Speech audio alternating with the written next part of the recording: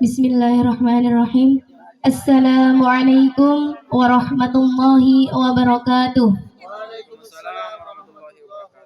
Alhamdulillahi rabbil alamin. Assalatu wassalamu ala asrafil anbiya'i wal mursalin sayyidina wa maulana Muhammad wa ala alihi wa sahbihi ajma'in. Qala Allah ta'ala fi kitabihil karim. A'udzu billahi minasyaitonir rajim. Bismillahirrahmanirrahim. Subhanalladzi asra bi'abdihi lailan minal masjidil haram ilal masjidil aqsa alladzi barakna haulahu linuriyahu min ayatina innahu huwas sami'ul basir. Rabbi israh li sadri wa yassir li amri wahlul 'uqdatam min lisani yafqahu qawli, amma ba'd.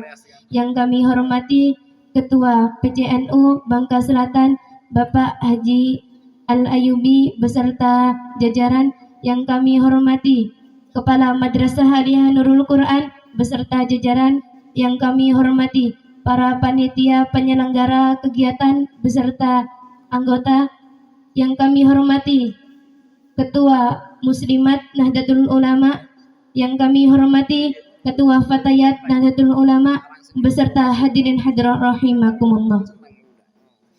Pertama-tama marilah kita panjatkan kehadiran Allah Subhanahu wa taala dengan sebuah kalimat alhamdulillahirabbil alamin, yang mana berkat nikmatnya kita semua diberikan kesehatan sehingga bisa menghadiri acara pada malam hari ini. Salawat beserta salam Allah semoga tetap tercurahkan kepada junjungan kita Nabi Agung Nabi Muhammad sallallahu alaihi wasallam dengan sebuah wasilah Allahumma salli ala Muhammad wassallim, yang selalu kita nantikan syafaatnya kelak di yaumul qiyamah. Amin amin ya rabbal alamin.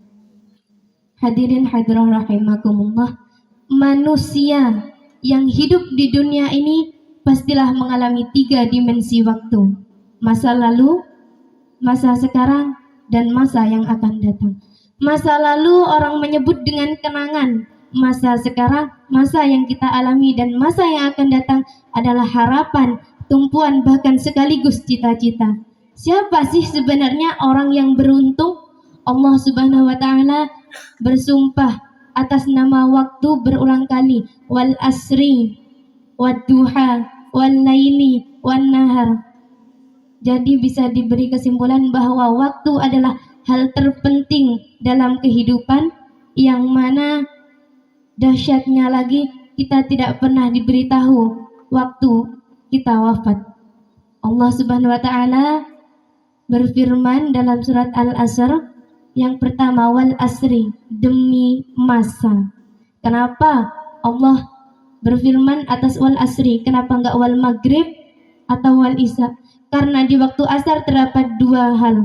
Yang pertama, waktu asar adalah waktu yang sangat sempit, di mana digambarkan dalam kehidupan kita bahwa kita semua hidup itu hanya sementara. Umur 60 tahun, 70 tahun udah wafat.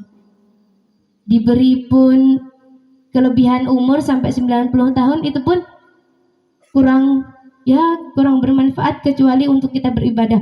Mau jalan-jalan udah tua, mau makan giginya udah pada hilang.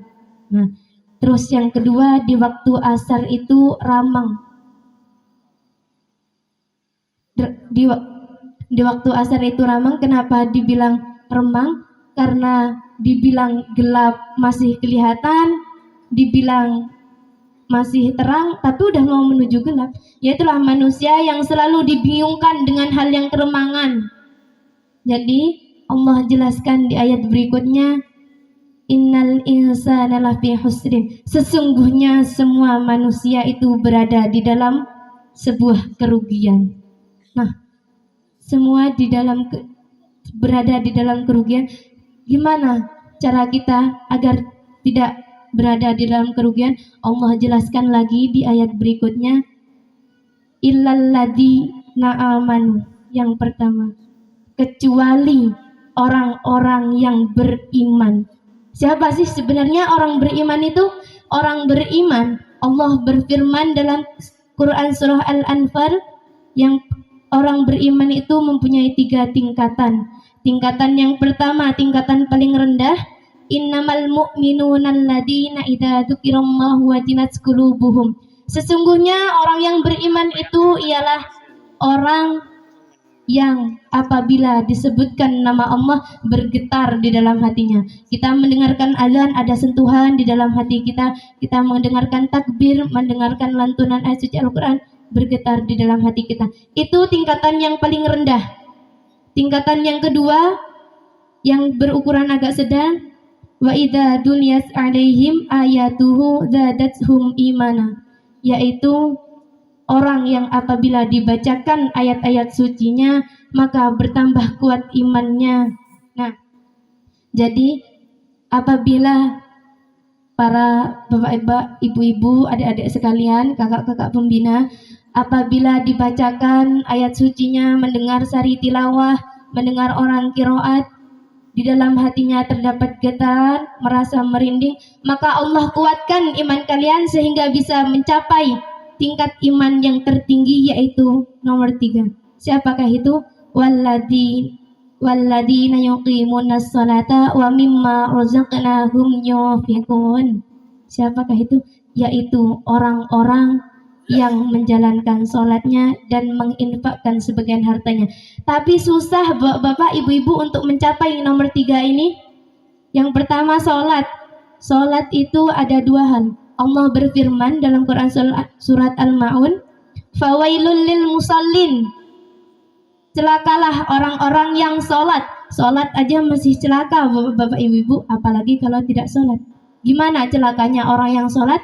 Ada 2 hal. Yang pertama, lalai dalam waktu sholat. Sholat diundur-undur sampai mau masuk waktu selanjutnya. Pokoknya intinya lalai dalam waktu sholat, selalu mengundur-undur masa sholat. Yang kedua adalah orang yang lalai dalam kesucian beribadahnya. Terkhusus untuk para wanita yang maaf kata yang jalan kemaluannya selalu basah. Jadi mohon diperhatikan untuk kesucian dalam sholatnya itu. Itu tingkat nomor pertama agar waktu yang kita gunakan kita tidak berada dalam kerugian. Yang nomor 2, wa amilus sholihat, mengerjakan kebaikan. Rasulullah SAW bersabda, barang siapa yang dikehendaki oleh Allah sebuah kebaikan, maka Allah akan sempurnakan kebaikan tersebut. Jadi orang yang diberi jabatan, orang yang diberi popularitas, orang yang diberi penampilan bagus, itu bukan diberi kebaikan bapak ibu, tapi diberi cobaan. Bisa atau tidak kita melewatinya, bisa atau tidak kita menjalaninya jabatan tersebut. Nah, untuk yang selanjutnya, untuk mempersingkat waktu, yang terakhir, watawasau bil haqqi watawasau bis sabr. Saling mengingatkan, saling menasehati dalam hal kebenaran dan dalam hal kesabaran. Menasehati, kita jangan menasehati orang, bapak-bapak, ibu-ibu, kalau kita belum bisa mendengar nasihat dari orang. Gimana kita mau memberi nasihat kalau kita tidak pernah diberi nasihat oleh orang lain? Jadi semoga waktu yang selalu kita lalui menjadi waktu yang menguatkan iman,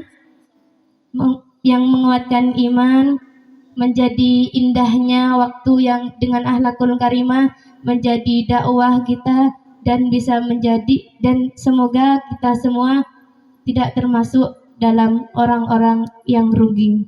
Akhirul kalam, wallahul muwaffiq ila aqwamit thoriq.